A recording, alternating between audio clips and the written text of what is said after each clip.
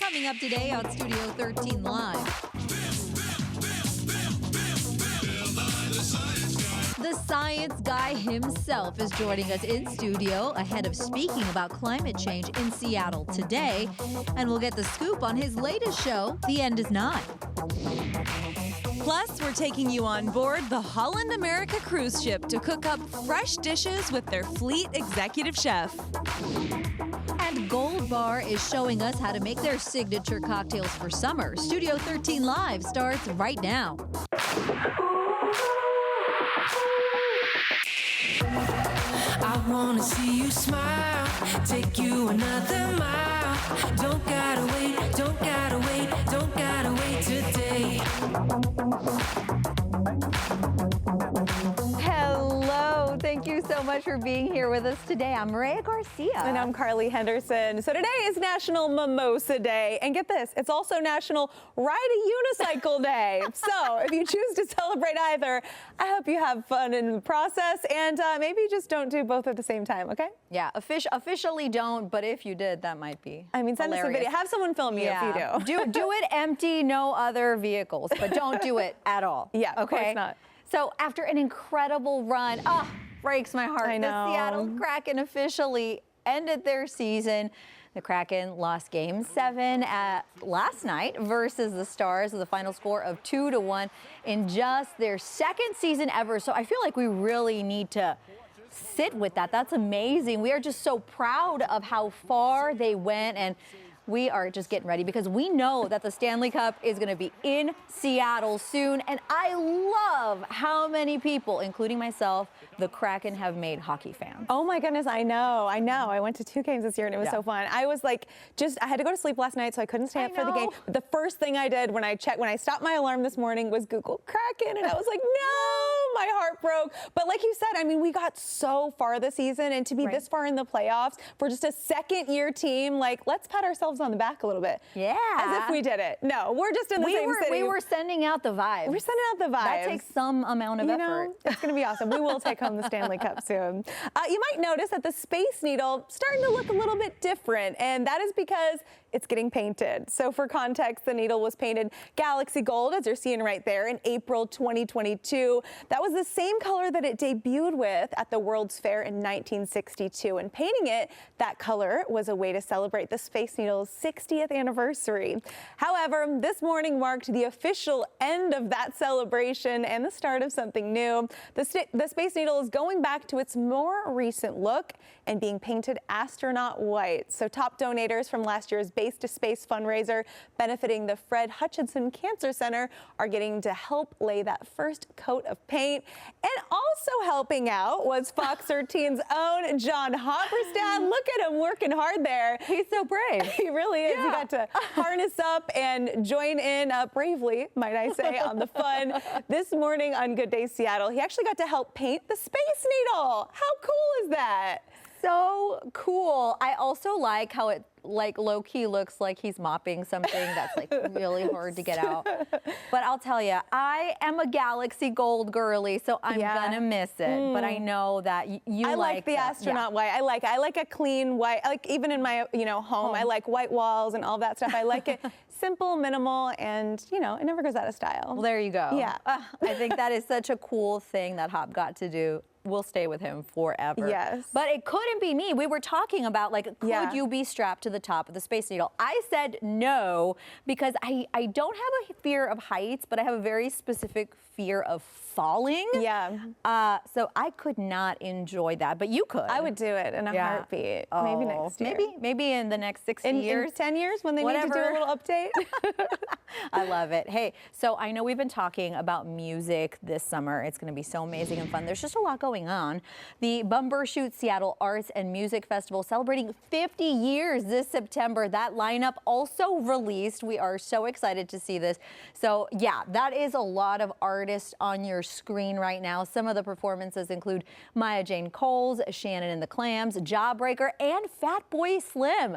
Wow, that festival is September 2nd and 3rd. Tickets on sale right now, by the way, and there's just so much amazing music this summer. Oh my gosh, yeah, and even some of the existing artists like Matt and Kim always put on such a good show. And I have to say, it's, you know, going to music festivals can be a really expensive endeavor. Yes. So, I mean, sometimes you pay thousands of dollars if you're traveling and getting a hotel and all that. So it's so nice. It's just right here in Seattle. It's kind of a steal of a deal, and it would be so much fun to go. So. Beginning of September, check it out. Yes, and in some more national talkers, Hailey Baldwin Bieber speaking out about how she really feels when it comes to starting a family with her husband, of course, Justin Bieber. So in an interview with the Sunday Times, she says she really does want children, but she is scared of the criticism that they could encounter. So she says that, you know, enough people talk about her husband, her friends, even saying very negative things.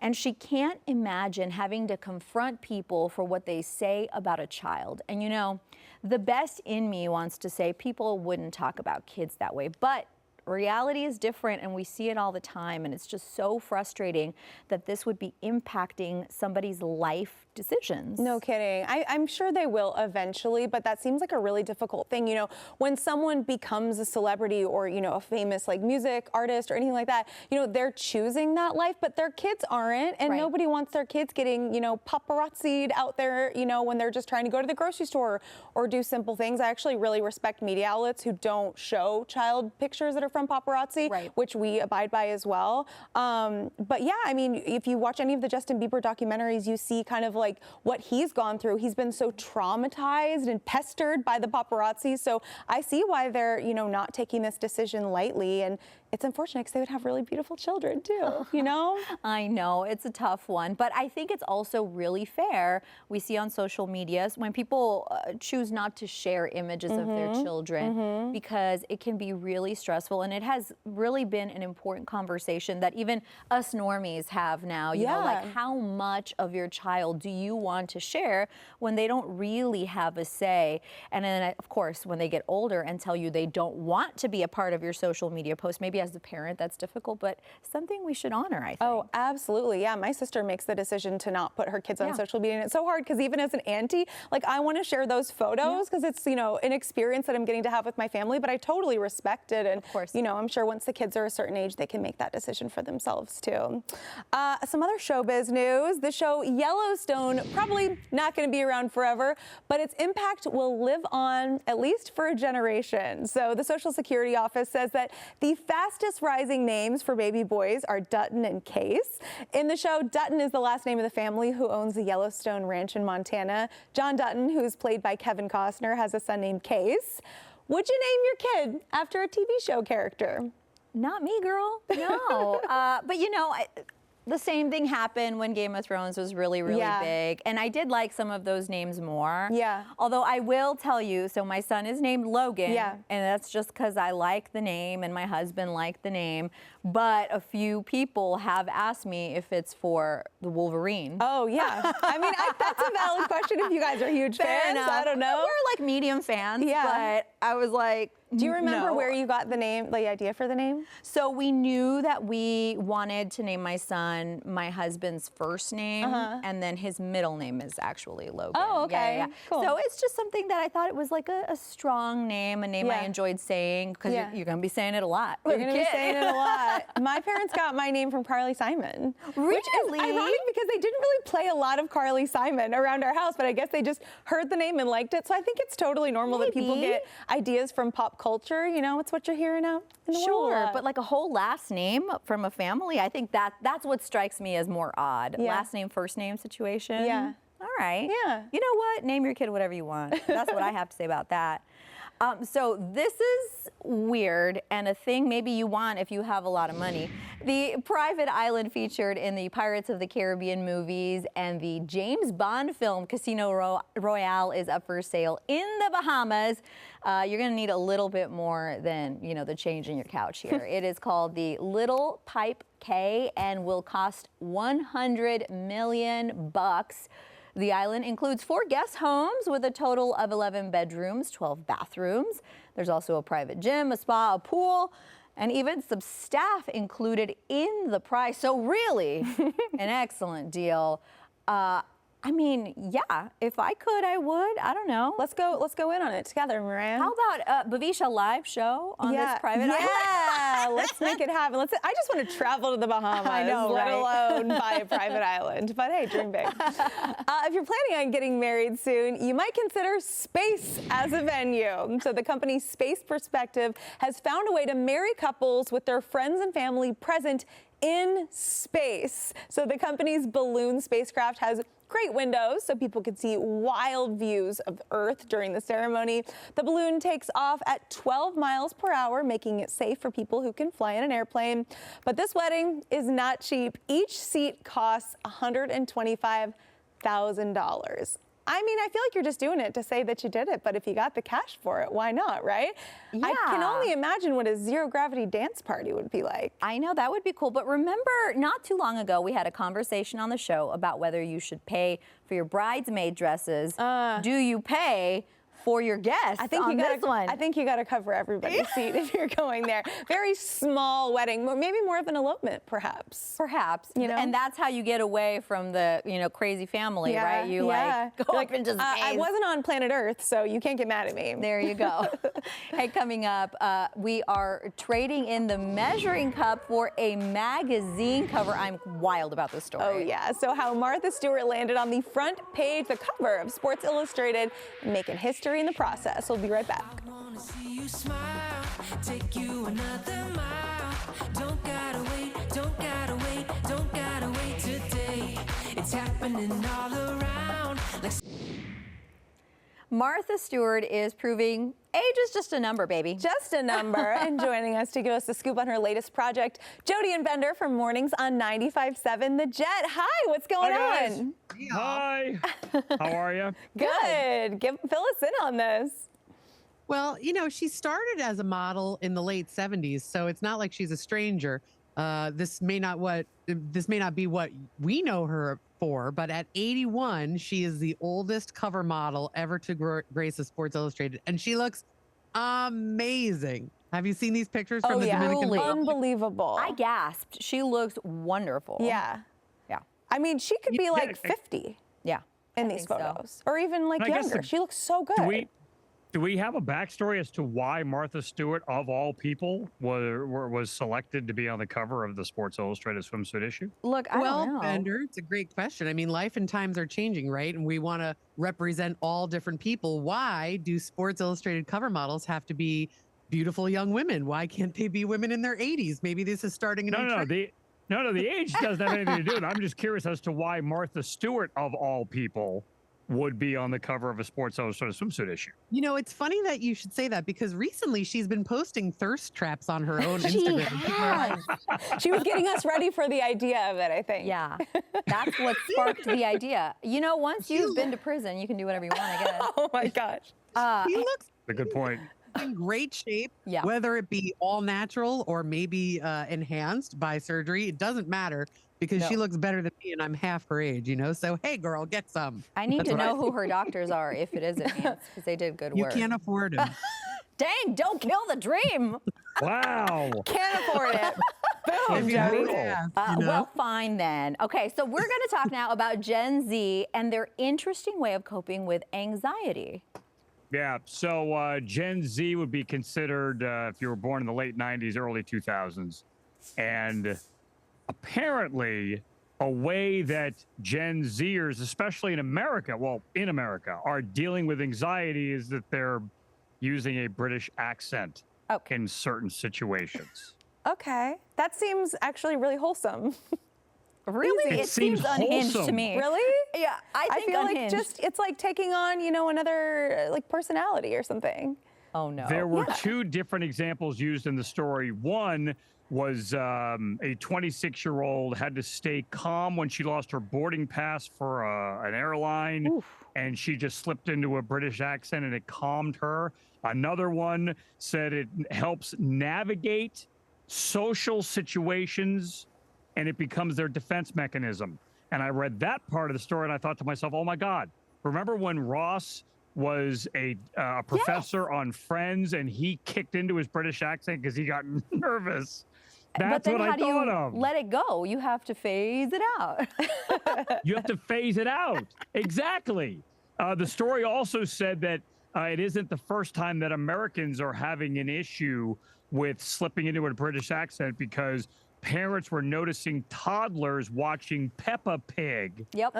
developing an English accent. Now, Josh, for Jody, we discussed earlier this morning on the show, 95.7 The Jet, that he didn't watch Peppa Pig, and I know that Mackenzie doesn't watch Peppa Pig, so we don't have a reference. Mireya, what about you? So this did not happen to me, though I did want it to, because my son watches it in Spanish. But I worked with somebody who loved Peppa Pig, whose kid loved Peppa Pig, and she did speak in a British accent for like a cool 3 months.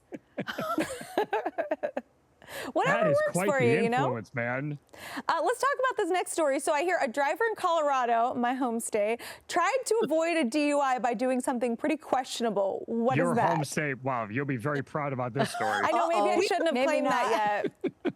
We don't endorse this behavior, obviously, because Obviously. Before I even know what it is, I'm just going to say no. it's out of the question. But a gentleman who was probably drunk and definitely under the influence of other things was driving, pulled over by the police, and when they got to his vehicle, he had switched spots with his dog. Oh my gosh. With his dog. Man was driving, and I told him to slow down, and he simply wouldn't abide. I'm Because dying. What happened after? They- It What couldn't have happened ended after, well. Jody? What happened after? He was told by the police that what he was doing was ridiculous. He ran from the truck, got about 60 feet before they tackled him and got him. And I had Oh my gosh. to search 4 different places to find out what happened to the dog. And turns out the dog was given to a friend, not just left there to fend for himself and drive away in the dude's car. I mean, he could At have what driven home point- himself, maybe. Oh my At gosh. what point are you so completely gone that in your mind you're thinking, that's my out? No kidding. I'm going to switch spots with the dog. You know what? Right? This insanity is the perfect place to wrap up. Jody and Bender, There you go. thank Nicely you so done. much. Yeah, don't These forget, are you catch Jody and Bender weekdays from 6 to 10 a.m. on 95.7 The Jet. And hey, still ahead on Studio 13 Live, we are sitting down with legendary educator, scientist, engineer, TV host, all-around cool guy, Bill Nye. And he is appearing in Seattle tonight. We're going to be chatting all about climate change with him, as well as his latest project, The End Is Nigh, as well as celebrating 30 years of the TV show that sparked it all. Bill Nye, the Science Guy. Stick with us. It's happening all around.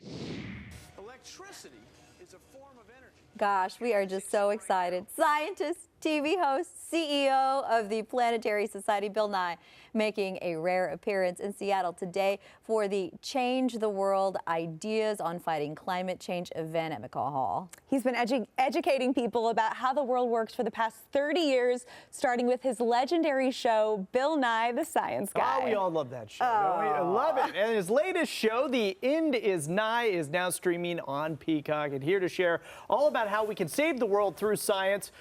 It's an easy thing to do, right? Yes. The science Yes. guy. Greetings. So good to see you all. So glad you're here. Yeah, so welcome back to Seattle, the city where it started for you. Talk to us about what you were doing before you became Bill Nye the Science Guy, because there's a rich history there prior to you Sure becoming a there famous is. person. I worked at my first job out of engineering school was at Boeing. Dave Lacey, if you're out there, thank you again, man. No, he was my Shout old out. boss. He was a great guy. I don't know if he's a good guy now, but he was a great guy then. I worked on 747 back when it was in its heyday, and there was a vibration in the yoke, the steering wheel, and it's this thing, you guys. The planes are all supposed to be exactly alike, but it was in some planes and not other planes. And because they are kind of handmade in those days, some parts of it. And so there was this one test pilot that just didn't like it. So that's what I did for 3 years, get rid of the little Wow. It's an important That thing to is do. It was very important. and then I wanted to do something groovy. I wanted to do something important. So I took a job at a shipyard where they made the oil slick skimming boats. but that was just too low tech. So, and it was for me. And so then I went to Sunstream Data Control, which is now Honeywell in Redmond. And I met, so you guys understand where this whole thing started was Steve Martin's first two, you know Steve Martin, the comedian. Absolutely, yeah. His first two albums were such a big deal. How big a deal were they? They were such a big deal. Warner Brothers Records sponsored this Steve Martin lookalike contest. And I won. I mean, in Seattle, I won. I did not advance beyond Seattle, but I won. And after that, you'd start doing your own jokes. You try to write your own comedy. And so I would meet John Keister and Ross Schaefer at comedy clubs. And then there was a guy, have you ever heard there's another station in town, King TV? I've never heard of them. Well, anyway, don't worry about it. It's a small thing. It's national broadcasting. It's just it's kind of a startup. And this guy, the program director, Chuck Jones, I want to have a comedy show. I'm going to have a comedy show.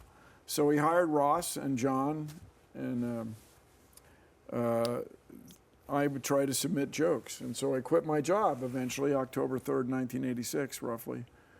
And I figured I could go 6 months without making any money, and I'd be okay. I had $5,000 in savings. I can just go 6 months. That's a different Seattle. Yeah, well, yeah. And I bought a pair of really good ice skates. Go Kraken, I'm sorry, man. Yeah! I'm sorry about the Kraken. They had a good run, though. We did. Anyway, so I bought a really good pair of ice skates. And 10 sessions, you get a 11th one free at Highland Ice Arena. I figured I could afford to do that. This is what I could do.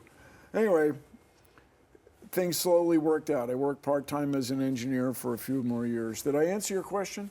But Yeah. once you start getting laughs on stage, that's what you want to do. It has to be addicting. There's something about it, yeah. Yes. Absolutely. Even though it's very frustrating and some nights it's just not funny at all. Yeah. It's terrible. No, I mean. Yeah, you picked up on that. Yeah. And you know, today you're speaking about climate change, is that right? Yes, that'll Yeah. be the thrust. Wonderful. Optimistic view of the future through science. That's wonderful. So talk to us about why this is something that you are so passionate about. I mean, it's where we live, right? Well, you know, the world is changing because humans are putting all these greenhouse gases in the atmosphere. So you could run in circles screaming, whining about the impossibility of this and that, or you could get her done. Let's go, people. So this is the United States. I was born here. I don't know any better. I'm a patriot or whatever. No, really. So do you know that in the Constitution, Article 1 is the role of Congress, the job, this is what Congress is supposed to do. By the way, the post office is in the Constitution. Don't go stop funding the post office. What are you, high, for crying out loud? And then, I need a poster that says anyway, that. Section 8, Clause 8 says, in the Constitution, the Congress shall promote the progress of science. The word science is in the Constitution. And useful arts. And to me, useful arts is 18th century speak for engineering. Yeah. Using science to make stuff. Absolutely. A bridge, Yeah. for example. What else would we make? A church steeple, something, a plow. And so I strongly believe that the United States has to lead. In order for humankind to address climate change, the United States is so culturally influential. You know, there's Disney China, for crying out loud. everywhere. Yeah. The U.S. is everywhere. If the United States leads, then the world will get it done. If the United States runs around wringing its hands, China, then it's not going to get. We're not going to get there from here. Yeah, and break it down for us. I mean, what would you say is the current state of the planet, and what can we all be doing to reverse the effects of climate what do you change? want? You want to know what to do about Yeah. climate change, Tell us. Carly? Yeah. Two things, and I'm not joking, you all. Talk about it. If we were talking about climate change the way we talk about, what else do we talk about? The weather. Yeah. Yes. Yes. What else do we talk about? Celebrities. What'd you say? Celebrities. Celebrity, yes. There's a lot of talking about Yeah. celebrities. Well, I'm talking about celebrity on this show. Wow. Oh, yeah. We do it all. You're one Knock of me them. over with Yeah. a feather. Anyway, Black Lives Matter. All this talk right now about LGBTQ, that's all important. You know, it's all about fairness. But if we were talking about climate change, we were talking about all that other stuff, we get it done. Then the second thing, if you want to do a thing, is vote. You have to vote. And people, I don't, voting doesn't matter. No, you have to vote. Don't make me come over there. And take the environment into account when you pick somebody or some proposition or legislative action that you're going to vote for, because this is how we're going to get change made. I know that there's, you know, I have kids, so this is something important to me because I want them to live in a world. Yes, that you don't is, want them to like not be able to go to Mount St. Helens or Right, someplace exactly. cool. Yeah. So what are the things that we can do that can make a difference? Obviously, there's big companies and countries that really need to rein in their emissions and things like that. But as individuals, Well, that's what everybody wants, see? And let me just disabuse you, okay. if I can use that fabulous verb. Sure. Just change your way of thinking. Individual action's not going to do it. I mean, it's important. Don't throw away recyclable bottles. Don't throw away paper that could be recycled. Yes, that's important. Drive a more efficient car. Don't try. What are you trying to heat the whole outdoors? Don't do that. Or nowadays, don't air condition the whole outdoors. Sure. What do you live in a barn? Yeah, exactly. But instead, we need big ideas. We need to make big changes. And for that, we have to all work together. And this is why I say we need policy changes. Wonderful. So, am I right? We're going to take a break and be right back? That's right. Yeah. You felt the vibe. You're such We a will be pro. right back and continue our conversation with Bill Nye. Get-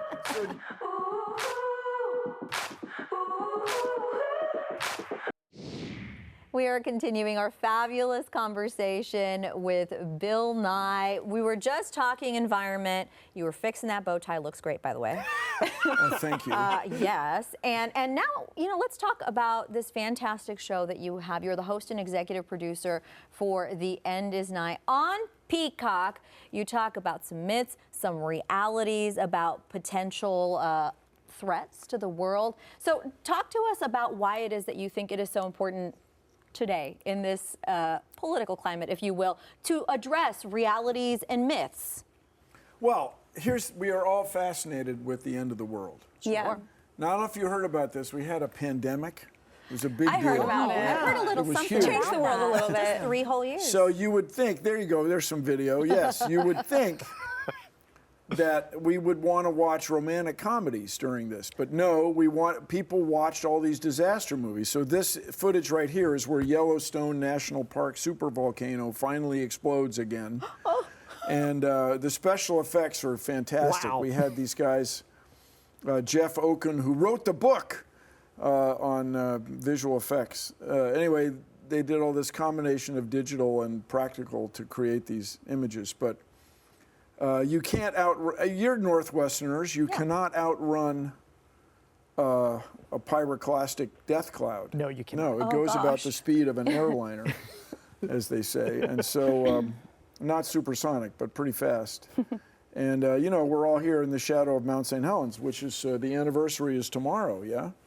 I was here in 1980 when Mount St. Helens blew. Yeah, I think it's Thursday. And we got a bunch of It's other Thursday, active yeah. volcanoes too. I mean, we got Mount Rainier. Oh, this Yeah. is our thing, yeah, Yeah. that we talk about all the time. Here, Yeah. living on the ring of fire. And so, in the show, we have this apocalyptic thing where the world ends. And some disclosure, at the end of the first half of the show, I get killed. 6 shows, 6 times I get killed. Oh, no. But then in the second half, I come back with this optimistic view of the future with. Science! Yes!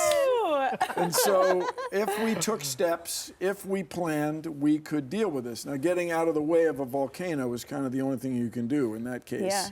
But because our understanding of tectonic plates and earthquakes is getting better and better, we could evacuate. We could get out of the way now.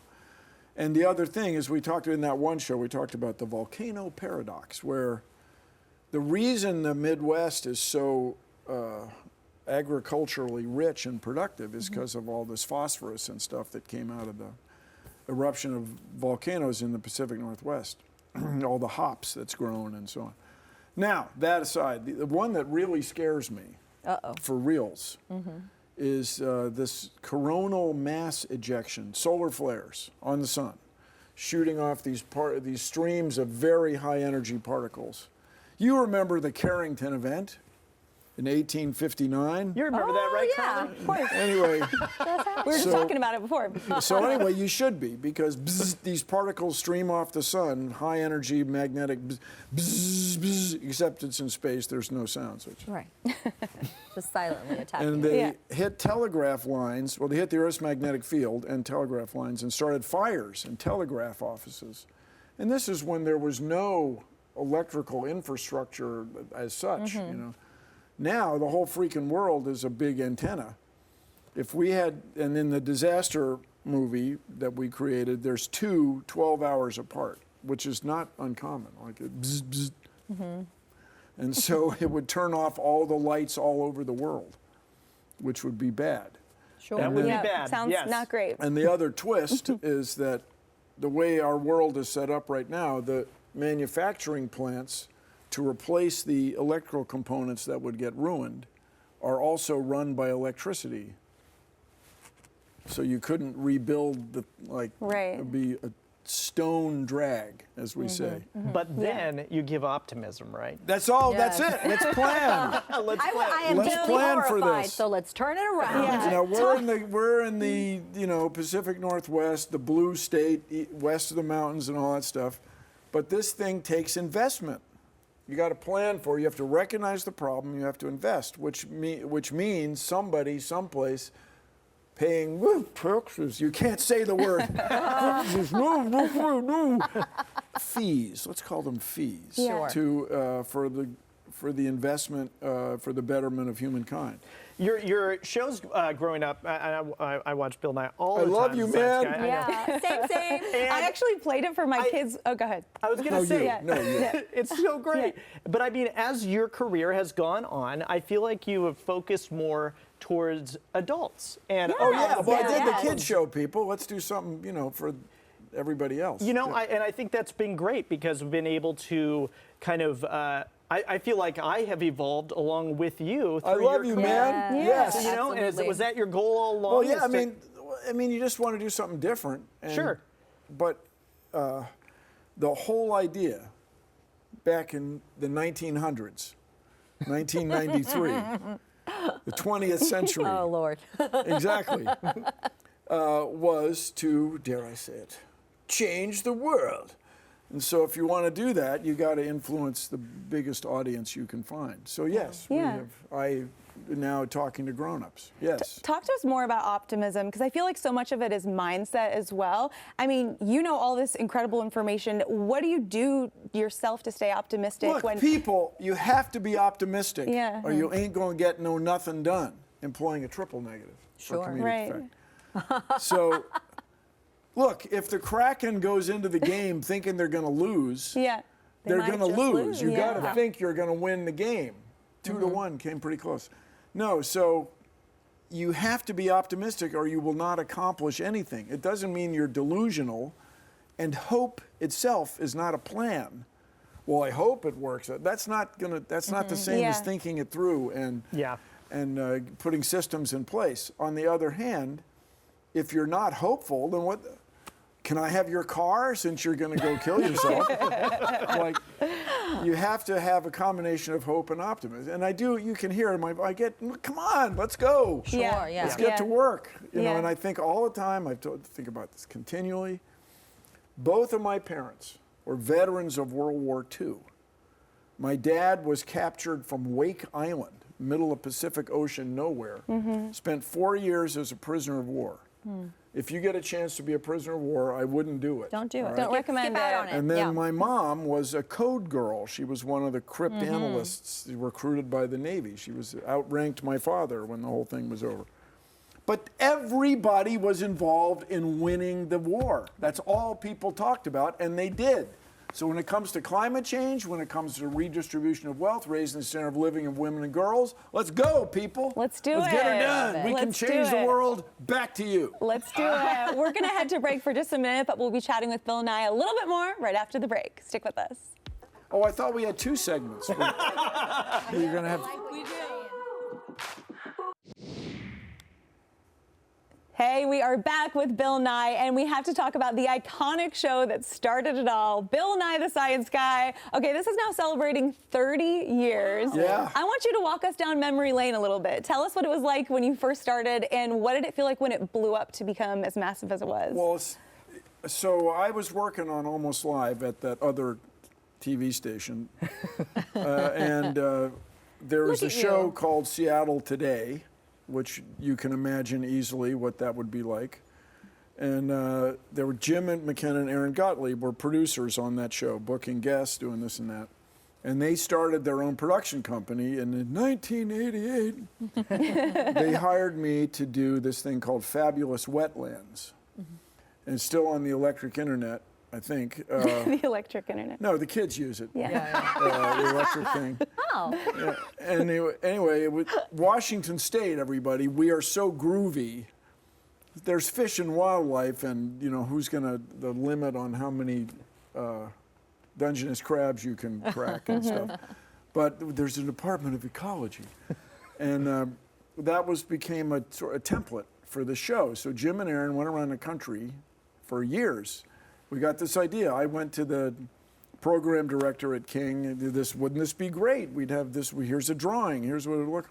Oh, blah, blah, blah. Anyway, eventually we got a deal to do a pilot because there were these progressive wild people who wanted to have 3 hours of educational programming every week. Exactly.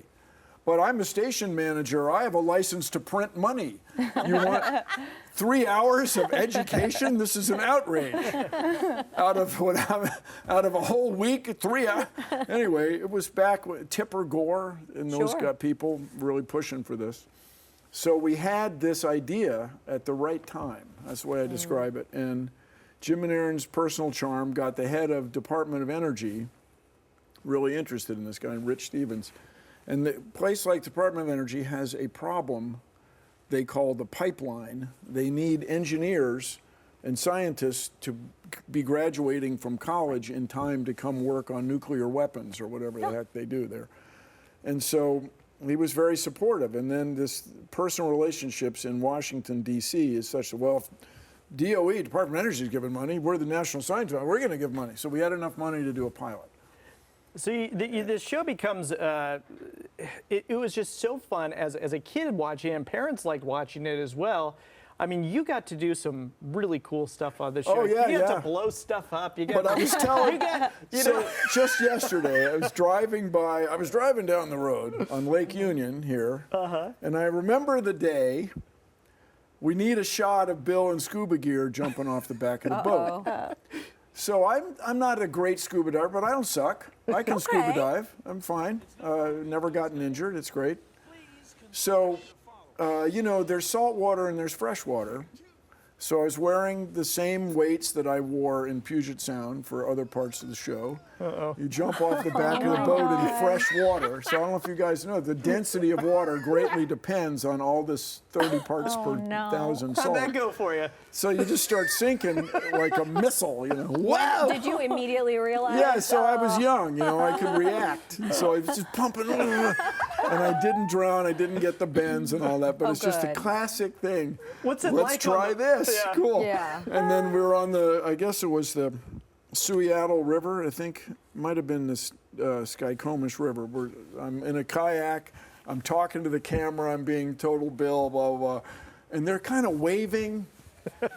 And I'm talking about the importance of rivers that are downhill, and this is so your city, I'm sure, is by a river. And so it's this little waterfall. And then you're underwater for several seconds, like, okay, I'm wearing a personal flotation device. Everything's going to be great. I don't know if you've ever been sucked down by water wearing a PFD. but it pushes up on your armpits. It's floating. And wow, I'm still underwater. And this is Oh my fascinating. gosh. Is that So stuff is it like that, but fascinating or those are- panic-inducing? Say again? Is it fascinating or panic-inducing? Well, I'm trying to, well, yes. Yes. But there are other times when it was so cool. I mean, I can't tell you. I got a ride in the Blue Angels, you know. Mm-hmm. And it's just, you know, I worked on airplanes, but so you're flying along, and I don't know if you've ever heard the audio of the Blue Angel guy. The first guy, the first plane is the leader, and he's the only guy that talks. Adding power, and this like Zen thing. Adding, so, and then he'll say, you know, a little pull back on the stick, and you go up. A little pull. You can hardly keep your jaw closed. It's just like the thing I didn't see coming. Oh, wow. So one of the, not to digress even more, but at Boeing, you know, you've probably looked out the window of an airplane. Do we have to quit in 20 seconds? We do. Okay. Anyway, when they put up the speed brake, which slows the plane down, Oh my God. your feet come off the deck, you're hanging on the thing. It was so cool. Anyway, thank you, Seattle. Thank you saved for my coming life. and It's hanging great with to see us. you. I'll see you tonight. I'm McCall Hall. Back after this. That's right. All right, coming up on Studio 13 Live, we're making some summer cocktails with Gold Bar. Including their signature Strawberry Fields drink. We'll be right back. I wanna see you smile.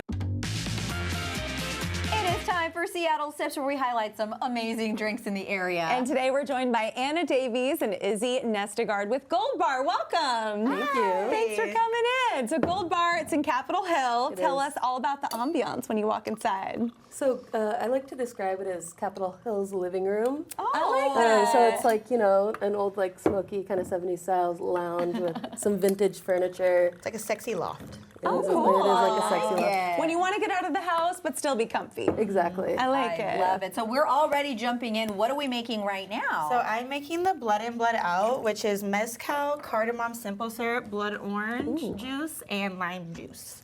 And then it's with the, I know it just says blood. I have to show you the bottle. It just says blood. Just blood orange, okay? So relax. We need details. We like to keep a little bit of elusiveness at the bar. Yeah. Very nice. You never know what you're gonna get.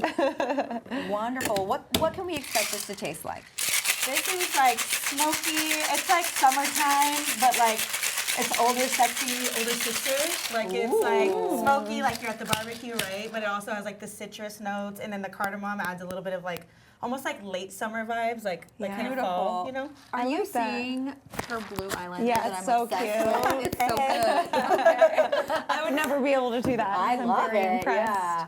Awesome. Okay, what's next? Yeah, so then you just pour it all in there, shake it up. You put some volcanic, Is that what this is? yeah, black salt on top. Okay. And then a cute little dehydrated blood orange. Wow. And look at this cutie. Look at that. Wonderful. What a vibe. Who's the mezcal girl? Me. That's her. Okay, let me try And what it. other drink are you making? So we're making our Strawberry Fields, which is a lighter summery cocktail. The base is Tito's vodka, and then we make a house-made strawberry lemonade. Yum. And then a little elderflower liqueur to bring in some. That's actually definitely something I would order. Oh yeah, it's delicious. This is definitely a favorite. Yeah, how is that one? It's so good. It's so smoky in this really amazing way. But mezcal, I'm a fan, you know? Yeah. Oh my goodness. I want to just try this volcanic salt while we're here. It's just salt, that's but not my it's drink. just so good. It's like crunchy salt. Yeah, Awesome. cool. Wow. So describe the many different drinks that people can find. It seems like you guys have like a really fun list. Yeah, so we have like a pretty short list, but it's a really good list. And Yeah. it's like one of each type of alcohol essentially. So we have like the blood in, blood out, the strawberry field. We have a blue drink, which you guys will try here in a second. And that one is pretty much like an aviation cocktail, but we add a little bit of blue curacao, so it's like super cute. And then there's also the pisco punch, which is like kind of a play on the pisco sour, but it has like a vermouth, like a rosé vermouth, which is like kind of like a rosé version of a vermouth. Oh, beautiful. With pineapple. We also have a frosé, which is super good. Love a We love a frosé. frosé. That says summer like nothing else. Literally. We have all the summer vibes. Okay. And like I a love little this snack. moment. This is What do what we you want to think? be drinking. At I your love backyard it. barbecue. Yes. Or on our patio. Yes, this is the patio drink. I feel like this is the indoor drink. This is the patio Yes. drink, maybe, right? I would drink this anyway. Yeah. All right, so let's try this third drink, though. Tell me about this. So this is a play on an aviation cocktail. It's gin-based with creme de violette, blue curacao, a little bit of lemon, and sugar with some orange bitters. Very nice. You want a lot. Should we each try one? Let's do it together. Cute. Yep. 1, We're giving 2, the 3. chance the cocktail. Yes. Ooh, it's fun. It's like unicorn vibes. It gives me like melted snow cone in the best way. Yeah. You know what I mean? But it's like adult melted snow cone. Yeah. It's not super sweet, No, right? it's not. It's not too sweet. It's very tasty. Fun. All these are fun for the summer. And you guys do really fun events as well, too, right? Tell us about these discos you're throwing and other stuff you've got going on. Every first Saturday we have a disco party, but every Thursday we have like a more current party called Don't Think with DJ Calico. Shout out. Shout out DJ Calico. I love it. And then every first Friday we have an Afro Beats party with DJ Zen called Colors.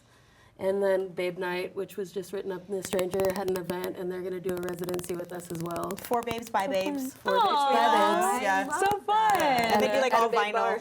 Yeah. Awesome. And you guys have some food, right? We're drinking all these drinks. Yeah. We need a snack. Okay, Food is incredible. so let me just say, arguably we have the best burger in the city, and quote me on it. It's a smash burger, and it's just cheese, grilled onions, garlic aioli, smashed, delicious. The fries, the salad has a tarragon vinaigrette, and it's literally, I dream about it. But yeah, everything there is like, you can't go wrong with anything that you get there. And you've got like pulled jackfruit banh mi's, I heard, too. And That is it's what I would until be 1 a.m. ordering. every night. Okay. And you can have, there's a lot of vegan options, have so we're not gluten-free. leaving out anybody. I love it. We like to feed everyone in the city. Yeah. I like that. And Thank you so any restrictions much. you have, we'll feed you still. Sounds good. I'm done with that. We've got a link with more info on Gold Bar up on our website, fox13seattle.com/Studio13Live. And we will see you tomorrow. Today's been such a fun show. I wanna see you smile, take you another mile. Don't gotta wait, don't gotta wait, don't gotta wait today. It's happening.